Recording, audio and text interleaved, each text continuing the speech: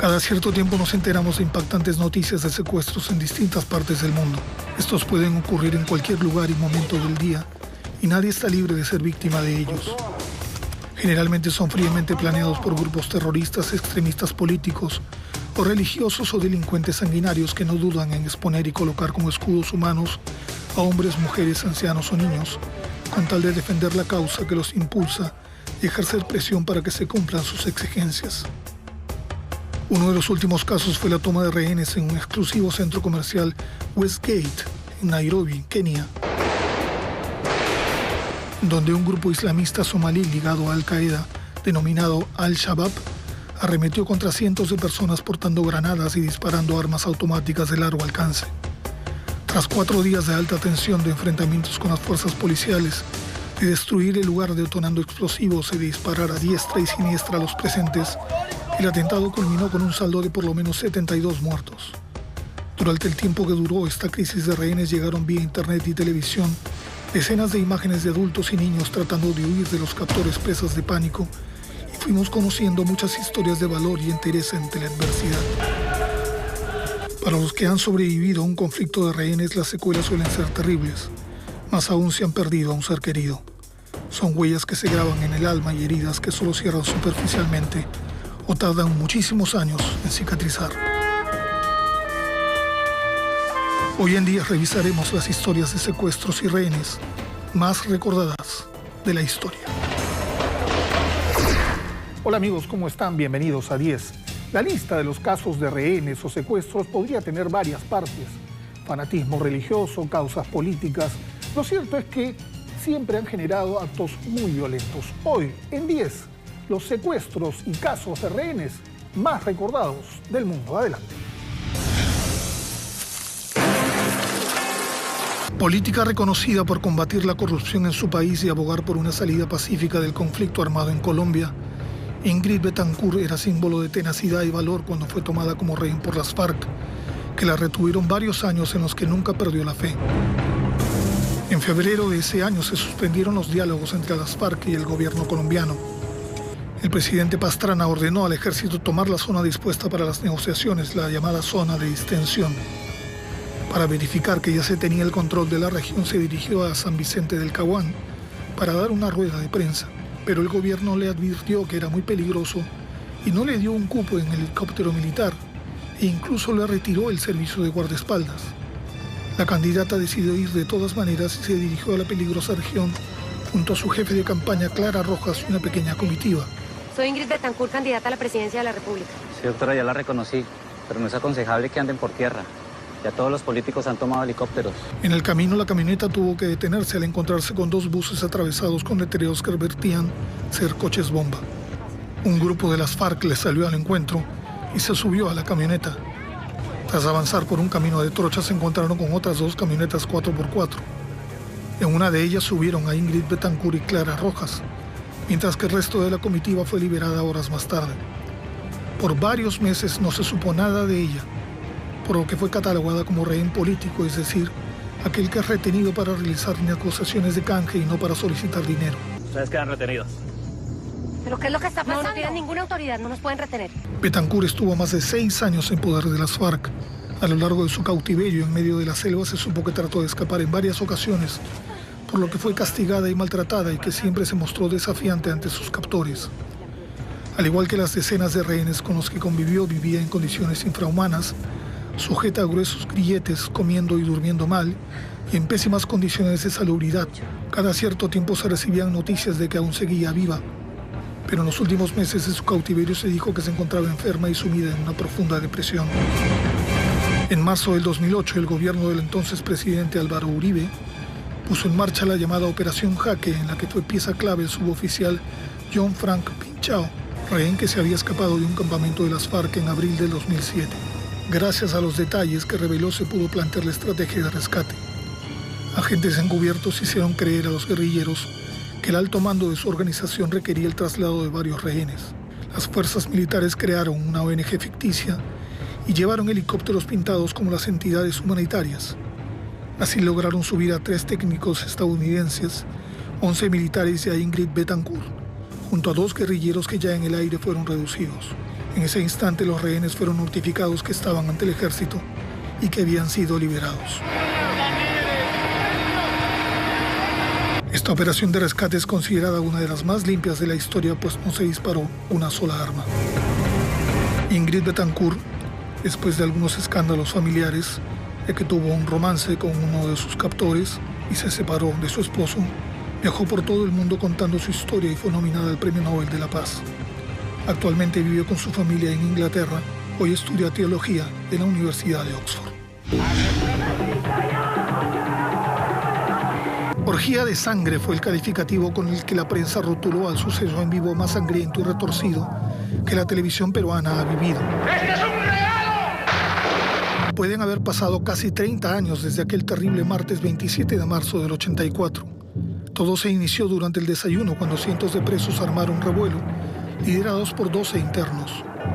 Su siguiente paso fue tomar como rehenes a la psicóloga Amelia Ríos de Coloma y al resto del personal profesional del penal, que sumaban 11 personas.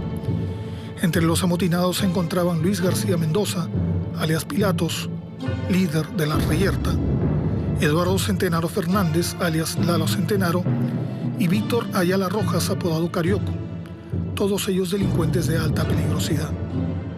De inmediato la prensa acudió a las afueras del Sexto, fuertemente resguardado por la entonces Guardia Republicana, por lo que para tener una mejor visión decidieron colocarse en el techo del Colegio Guadalupe, desde donde tuvieron una vista privilegiada.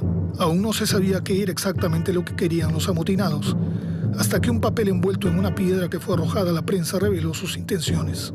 2 camionetas que no sean cerradas con lunas polarizadas, que no nos sigan porque nos llevaremos a los rehenes, los cuales eliminaremos uno por uno. Ante las cámaras, los presos exhibieron a los angustiados rehenes y el bien provisto arsenal de armas con los que disponían. El psicólogo Luis Morales fue uno de los primeros rehenes en ser mostrado en pantalla a nivel nacional mientras era torturado.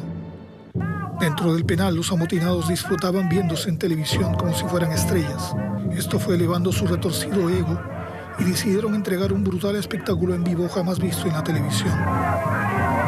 La primera víctima fue el agente Carlos Rosales, a quien rociaron con querosene y quemaron vivo sin la menor misericordia. Minutos después, Rosales logró escapar y fue alcanzado por los oficiales, que lo llevaron a una ambulancia para su traslado al hospital, donde horas más tarde falleció. Alrededor de las 3 de la tarde, un segundo rehén, Rolando Farfán, fue colocado en lo alto del muro, en donde recibió un balazo en el abdomen que le provocó la muerte.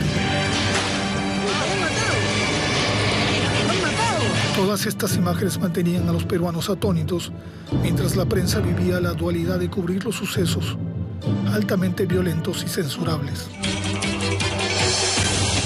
Mientras las muestras de tortura seguían dándose con otros rehenes y la tensión no cesaba, la Guardia Republicana dispuso su ingreso para acabar con el motín. Primero cortaron la luz del penal y luego ingresaron camuflados en una camioneta. En minutos se inició un tiroteo acompañado de bombas lacrimógenas y petardos. Finalmente todos los amotinados fueron abatidos. 22 muertos y más de 40 heridos fue el saldo de ese día abominable. Entre los fallecidos se encontraba el famoso narcotraficante Guillermo Cárdenas, alias Moscaloco.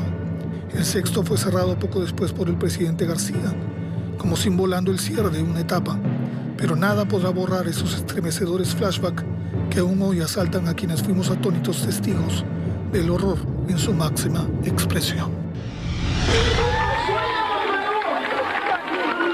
Era el inicio de clases en el Colegio de Enseñanza Media número 1 de Beslan, en Rusia, y cientos de niños y jóvenes llegaron entusiasmados ese caluroso 1 de septiembre del 2004. Padres y maestros, mezclados entre los alumnos, celebraban una tradicional ceremonia cuando fueron sorprendidos por terroristas chechenos musulmanes que los tomaron como rehenes y los mantuvieron cautivos 3 días. Luego de un tiroteo con la policía, más de 1000 rehenes, en su mayoría niños, fueron amenazados con armas y explosivos por 30 hombres y mujeres armados y encapuchados. Unos 50 rehenes lograron escapar. Luego todos los secuestrados fueron llevados al gimnasio del colegio. Allí les confiscaron cámaras y celulares e instalaron explosivos por todo el edificio. Los terroristas exigían la libertad de Chechenia, la salida de las fuerzas rusas y la liberación de los detenidos por un atentado en la contigua República de Ingushetia. Poco después el terror se apoderó de los que se encontraban fuera del colegio, cuando se oyeron disparos en su interior. Era la respuesta de los terroristas ante los intentos de la policía por ayudar a padres y niños que intentaban fugar. En represalia, abrieron fuego contra varios profesores y ordenaron a los niños a que se colocaran cerca de las ventanas para evitar los disparos de la policía. Mientras se realizaban las negociaciones, se siguieron escuchando disparos y detonaciones dentro de la escuela. Un grupo de voluntarios adultos quiso intercambiarse por niños, pero la propuesta fue rechazada categóricamente por los secuestradores. En el segundo día de la toma de rehenes, las negociaciones fracasaron y no se permitió el ingreso de agua, comida y medicamentos para los rehenes heridos, ni el retiro de cadáveres. Por la tarde, gracias al expresidente ingushetio Ruslan Aushev, 11 mujeres y 15 bebés fueron liberados. Pasado el mediodía del tercer día, en medio de un calor sofocante, los rehenes se encontraban en estado de deshidratación y bebían su orina. Los niños lloraban y los adultos eran obligados a calmarlos. Se siguieron escuchando tiroteos dentro del colegio y comenzaron las detonaciones. En un momento de confusión, unos rehenes trataron de huir, pero fueron acribillados. En ese momento, las fuerzas rusas iniciaron un ataque, dando origen a una batalla campal que duró varias horas. Los terroristas siguieron accionando explosivos con los que techos y paredes del colegio se desplomaron. Algunos rehenes salieron corriendo y otros solo se escondieron para no ser alcanzados por las balas. Se estima que más de 333 personas murieron en la masacre de Beslan. 176 eran niños. Los pequeños y adultos que sobrevivieron aún luchan por sanar sus heridas psicológicas.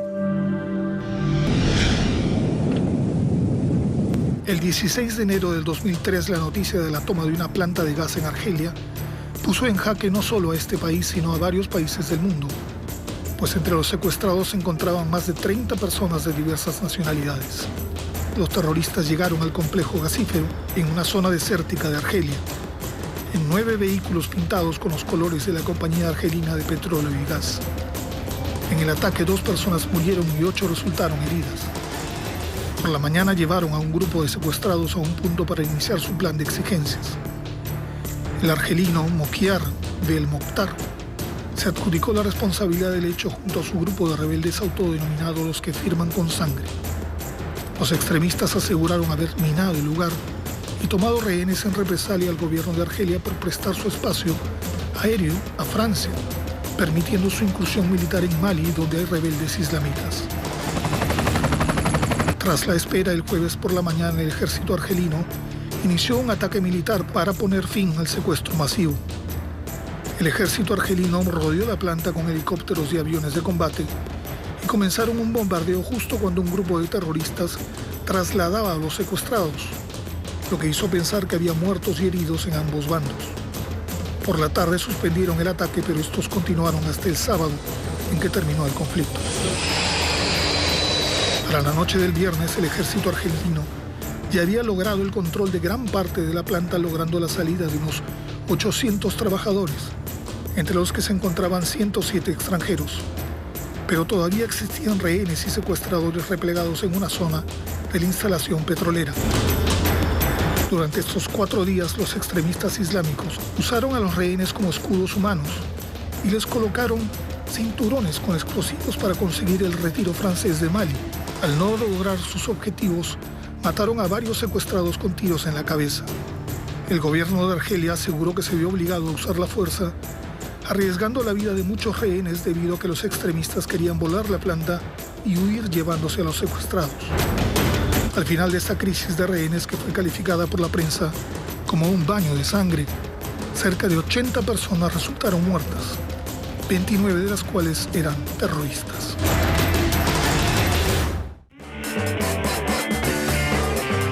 Nuestros mejores recuerdos en una pequeña lista. Ya estamos de regreso en 10 y en este bloque, el rescate en Entebbe, la toma del teatro en Moscú y además la historia que inspiró a Ben Affleck a hacer la película Argo en Irán. Era noviembre de 1979 y el ayatolá Ruhollah Khomeini lideraba Irán tras derrocar al Shah Mohammad Reza Pahlavi. En medio de las revueltas, la embajada de los Estados Unidos en Teherán se había convertido en un punto vulnerable de los odios de los extremistas religiosos. Sin embargo, pese al peligro, continuó abierta.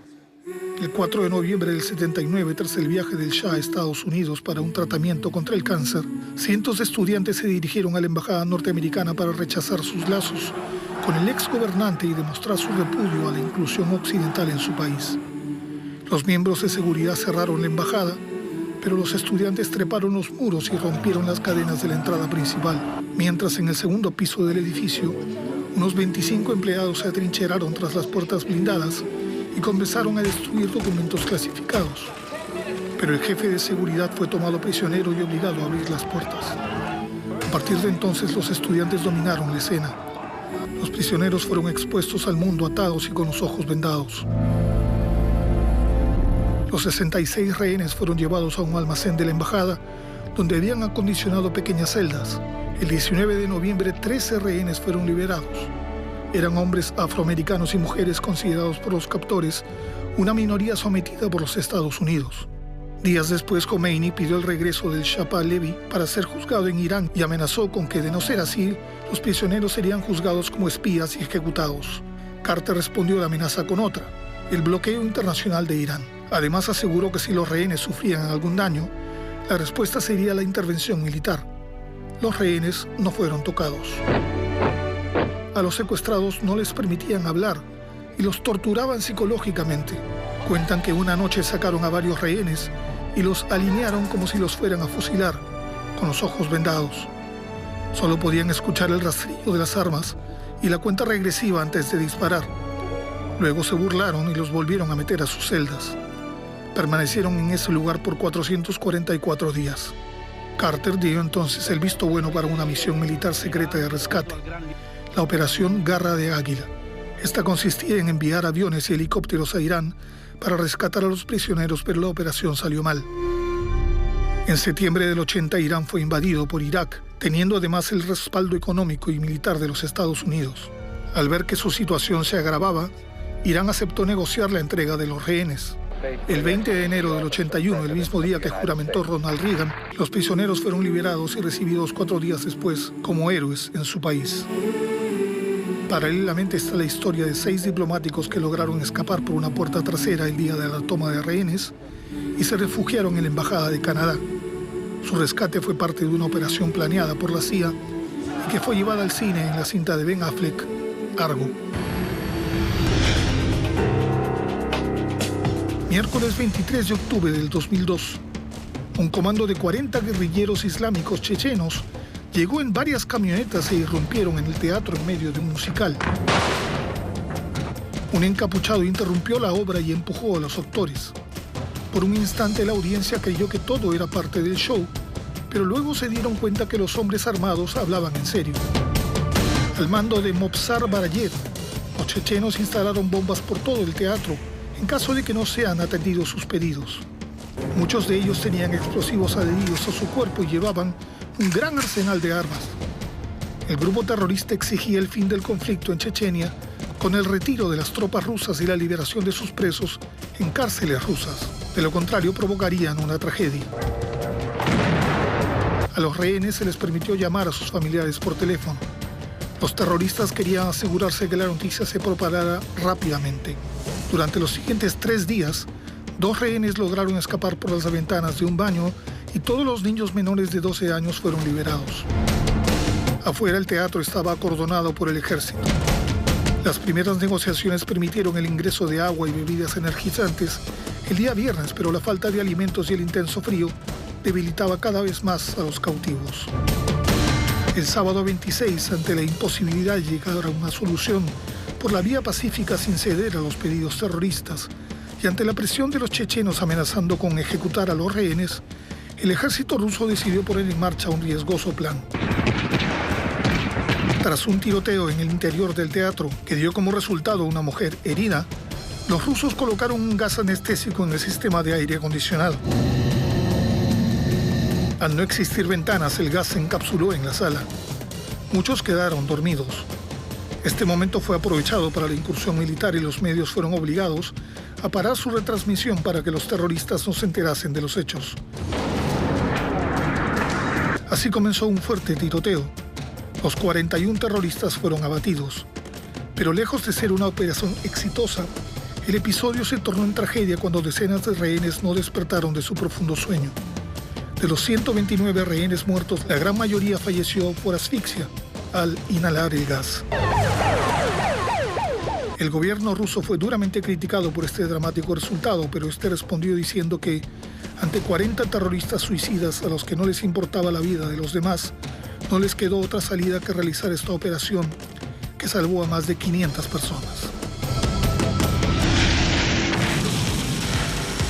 Era poco más del mediodía del 27 de junio de 1976. El vuelo 139 de Air France, proveniente de Tel Aviv, Israel, había hecho escala en Atenas y se dirigía a París. En pleno vuelo, miembros del grupo terrorista Frente Popular para la Liberación Palestina, incluida una mujer, tomaron de rehenes a todos los pasajeros y la tripulación y obligaron al piloto a desviar su ruta rumbo a Bengasi, Libia. En este aeropuerto permanecieron 7 horas, mientras recargaban combustible, y allí fue liberada una mujer embarazada. El día 28 por la tarde llegó al aeropuerto de Entebbe, en Uganda, país africano gobernado entonces por el dictador Idi Amin Dada, que dio su apoyo incondicional a los rebeldes y les permitió permanecer con los rehenes en la sala de tránsito, e incluso les envió personal del ejército ugandés. Los palestinos colocaron explosivos en varios puntos para evitar algún intento de escape. El grupo terrorista exigió la liberación de 53 de sus miembros encarcelados en distintos países. 2 días después se liberaron a los pasajeros no judíos, quedando un total de 106 pasajeros y la tripulación del Air France que rechazó irse. Cuando el gobierno israelí, que hasta entonces se había mantenido al margen, supo que solo quedaban pasajeros judíos entre los rehenes, trató por varias vías de comunicarse con Idi Amin Dada para que colabore con la liberación de los rehenes. Al no obtener respuesta, el primer ministro israelí, Yitzhak Rabin, ordenó poner en curso la operación de rescate a la que llamaron Operación Trueno. Los terroristas habían dado como fecha límite el 1 de julio para ejecutar a los rehenes. Sin embargo, se consiguió aplazarla hasta el 4 de julio. Los rehenes liberados fueron interrogados por agentes del Servicio de Inteligencia israelí, tratando de reunir información. Consiguieron los planos del aeropuerto de Entebbe y se hizo una réplica del lugar. El 3 de julio se dio inicio a la operación. Los implicados sumaban más de 100, pero un comando compuesto por 29 efectivos de la unidad antiterrorista Sarayet Matkal, comandada por el teniente coronel Jonathan Netanyahu, fue el encargado del ataque por tierra a la terminal. Al amanecer del 4 de julio, los comandos partieron desde Israel en 4 aviones Hércules y 2 Boeing 707 preparados para asistencia, evacuación médica y con equipo de radio. Las naves volaron a menos de 30 metros de altura para no ser detectadas por los radares. Los Hércules aterrizaron en Entebbe cerca de las 11 de la noche y de ellos salió una falsa comitiva de Idi Amin Dada, conformada por un auto Mercedes-Benz y 2 Land Rover, pero fueron descubiertos por lo que tuvieron que disparar contra los guardias. Desde entonces agilizaron su maniobra. Destruyeron aviones militares ugandeses y puestos de comunicación y tuvieron la misión de rescatar a los rehenes, que quedaron entre el fuego cruzado de los 2 bandos. Tras ser liberados, fueron llevados a Kenia y luego a Israel. Todos los secuestradores fueron abatidos. 3 rehenes y el teniente coronel Netanyahu también murieron. Además, Idi Amin Dada ordenó el asesinato de cientos de kenianos que habitaban en Uganda en represalia por la ayuda que este país brindó a los israelíes.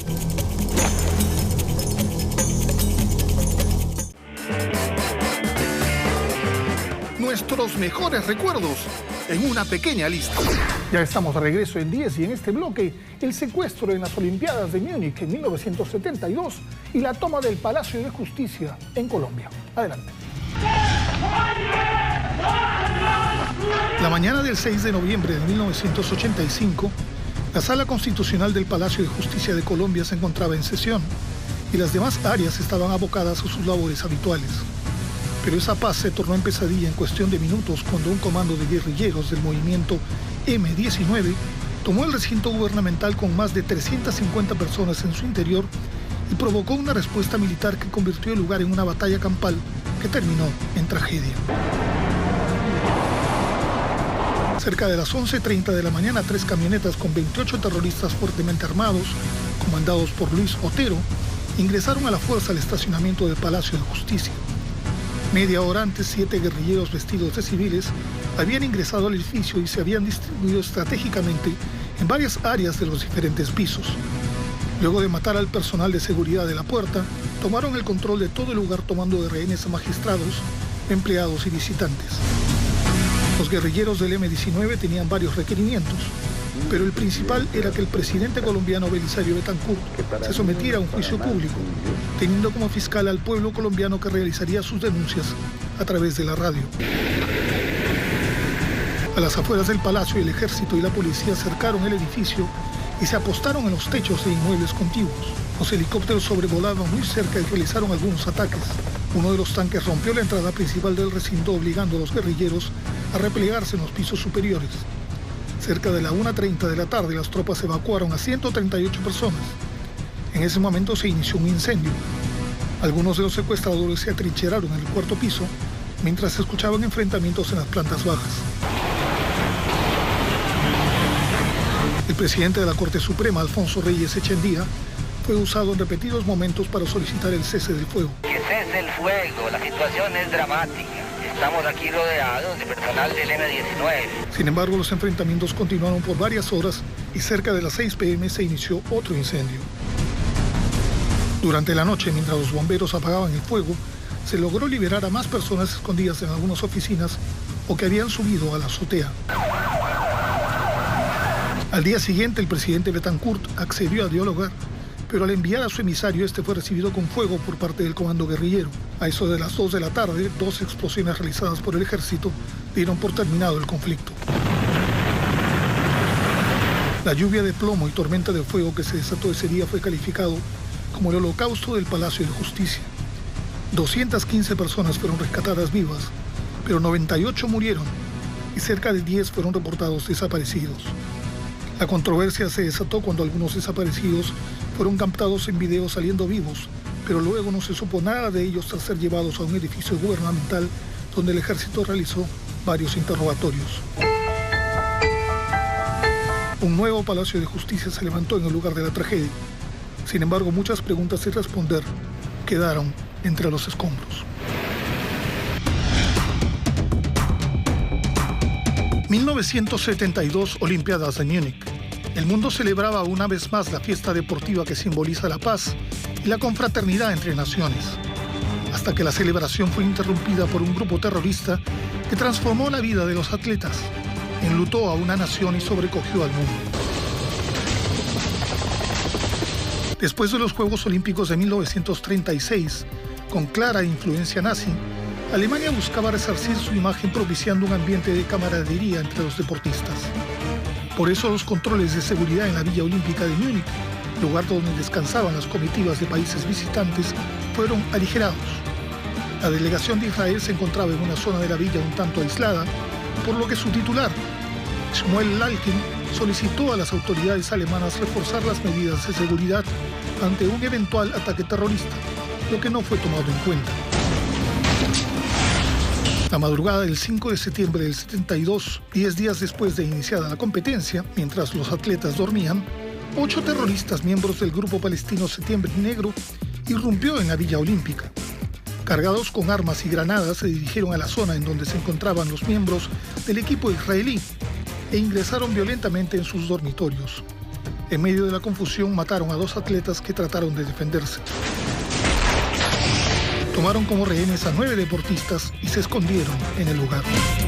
Los miembros de Septiembre Negro, vinculados a la Organización de Liberación Palestina y responsables de varios atentados y secuestros, eran conocidos como un grupo radical particularmente despiadado. Ellos exigían la liberación de 234 palestinos presos en cárceles israelíes y 2 más encarcelados en Alemania. Pusieron como hora límite las 9 de la mañana.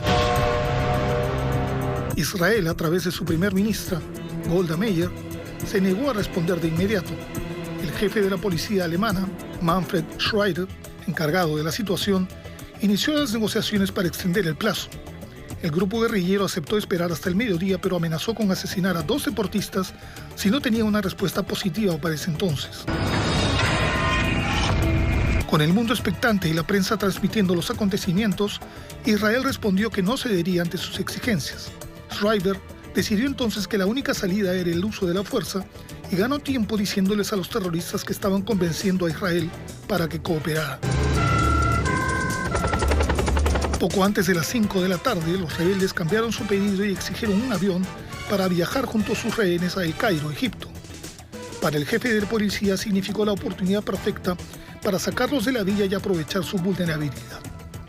A las 11, 2 helicópteros recogieron a los captores y sus rehenes y se dirigieron al aeropuerto militar de Fürstenwaldbrück, donde un Boeing 727 de Lufthansa se dispuso para el viaje. Cuando los helicópteros aterrizaron en el aeropuerto, 2 miembros del grupo guerrillero bajaron para examinar el avión, pero lo encontraron vacío. Esto dio la alerta de que todo era una trampa y empezó un tiroteo con los francotiradores instalados en diferentes puntos. Cuando llegaron los refuerzos, los terroristas se vieron perdidos y dispararon contra algunos rehenes y luego arrojaron granadas a los helicópteros, matando a los pilotos y al resto de rehenes. De los 8 secuestradores, 5 fueron asesinados y 3 fueron apresados.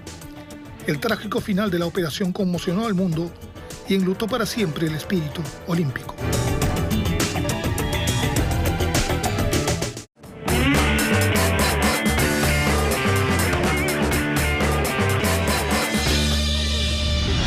Ya estamos en la recta final del programa y en el Plus, el dramático caso de Amanda Berry y 2 mujeres secuestradas por el monstruo de Cleveland.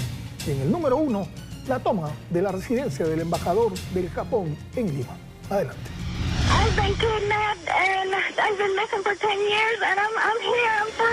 Las buscaron por una década sin imaginar que estaban más cerca de lo que pensaban. Sus familias y amigos hicieron vigilias y pegaron sus fotos por todos lados esperando hallarlas, mientras su captor se ofrecía como colaborador y se mostraba preocupado por sus desapariciones. La historia del llamado monstruo de Cleveland escandalizó al condado y elevó la paranoia de todo un país.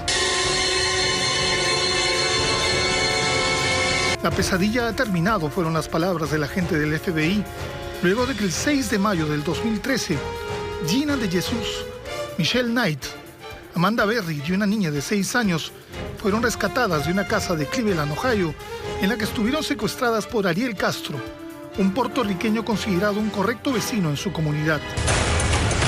Michelle Knight fue secuestrada el 2012 a los 21 años. Su familia decía que tenía cierta discapacidad mental y era un tanto ingenuo. Amanda Berry, de 16 años, desapareció el 2003. Ariel le dijo que su hija trabajaba con ella y se ofreció a llevarla a su casa y ella aceptó. Gina de Jesús era la mejor amiga de la hija de Ariel y tenía 14 cuando desapareció el 2004. Todas ellas desaparecieron en el mismo barrio y esto despertó la alerta en la comunidad, que estableció grupos de ayuda y siguió buscándolas todos estos años. Tras años de ser sumamente cuidadoso, el 6 de mayo del 2013 Ariel Castro cometió un error. Dejó la puerta del cuarto de Amanda abierta y salió de casa. Al principio la joven no se atrevió a salir, pues su captor ya había dejado antes las puertas abiertas para que ellas salieran y luego las cogía y las agredía. Era una forma de tenerlas asustadas y sometidas. Ese día la hija que Amanda tuvo con Ariel le dijo que su papá había ido donde su abuela. Fue entonces que la joven se dirigió a la puerta principal, que estaba cerrada, y empezó a gritar pidiendo auxilio. Algunos vecinos la oyeron y acudieron en su ayuda. Amanda entonces pidió ayuda al 911.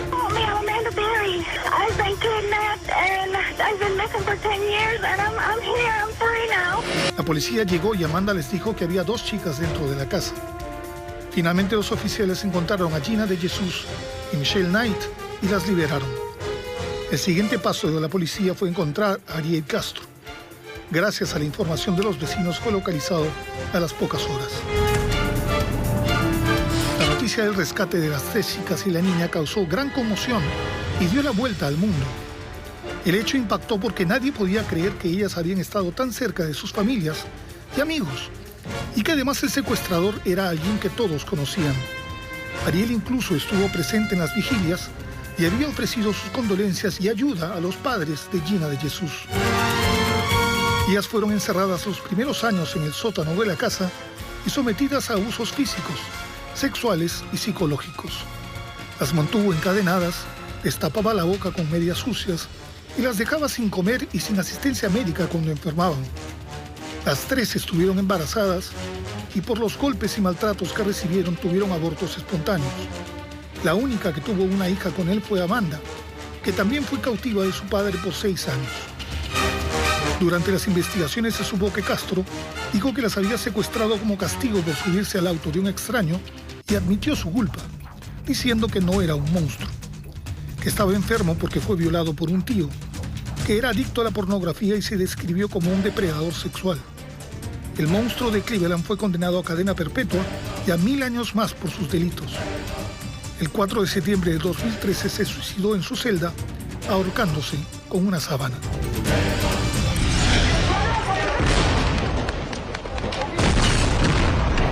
...17 de diciembre de 1996... cuando cerca de 700 personas que se encontraban en la residencia del embajador de Japón en Lima, Morihisa Aoki, fueron tomadas como rehenes por 14 miembros del movimiento revolucionario Tupac Amaru, el MRTA, el país quedó prácticamente paralizado. Comandados por su líder, Néstor Serpa Cartolini, burlaron la seguridad del lugar, mezclándose entre el personal de servicio y camuflándose en una ambulancia. Eran las 8:20 de la noche cuando las más altas personalidades diplomáticas, políticas, militares y empresariales asistían a la celebración por el cumpleaños número 63 del emperador Akihito. En cuestión de minutos fueron detenidos por 14 miembros del grupo emeretista. La explosión de un muro fue la primera acción que tomó por sorpresa a los asistentes. Luego vinieron los disparos al aire y el amedrentamiento. Poco después se inició un fuego cruzado entre policías y subversivos que obligó a los invitados a arrojarse al suelo. Cuando el tiroteo cesó, los rehenes fueron divididos.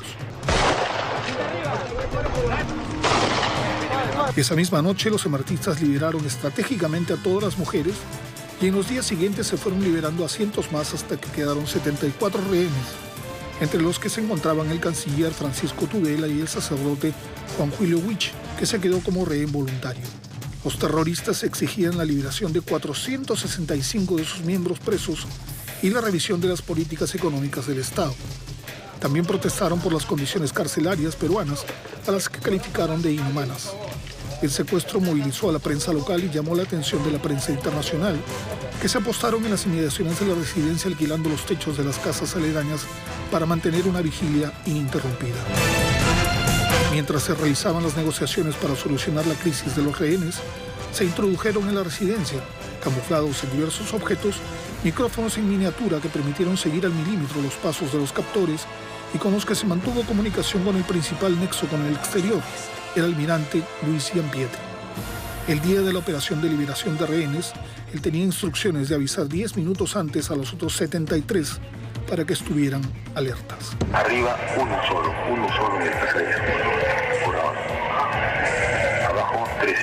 También. Conocedores de los movimientos y actividades de los emeritistas, se dio inicio a una operación de rescate. Un equipo especial se preparó para un eventual ingreso sorpresa con una réplica en triple A de la residencia y se iniciaron las excavaciones subterráneas que conducían a varios puntos de la residencia, mientras el ejército ponía grupos electrógenos y marchas militares en los exteriores del recinto, supuestamente como estrategia psicológica, cuando en realidad trataban de disimular el ruido de los trabajos, pues los subversivos ya habían escuchado a los excavadores. Tras el fracaso de las negociaciones el 22 de abril del 97, después de más de 4 meses de cautiverio, a las 3:23 de la tarde, el ejército puso en marcha la operación Chavín de Huántar. Cuando algunos emeritistas jugaban fútbol en el primer piso y todos los rehenes se encontraban en la segunda planta, una primera explosión en el salón principal y otras 2 más permitieron el ingreso de los comandos. 140 efectivos participaron en la espectacular operación y lograron la liberación de los 74 rehenes en medio de explosivos y ráfagas de ambos bandos. Cuando todo acabó, los 14 terroristas habían muerto, así como el vocal supremo Carlos Giusti, el teniente Raúl Jiménez y el comandante Juan Valer Sandoval. La operación fue considerada un éxito en cuanto a estrategia y resultado, y volvió a subir la alicaída popularidad del entonces presidente Alberto Fujimori. Bueno amigos, esto ha sido todo por hoy.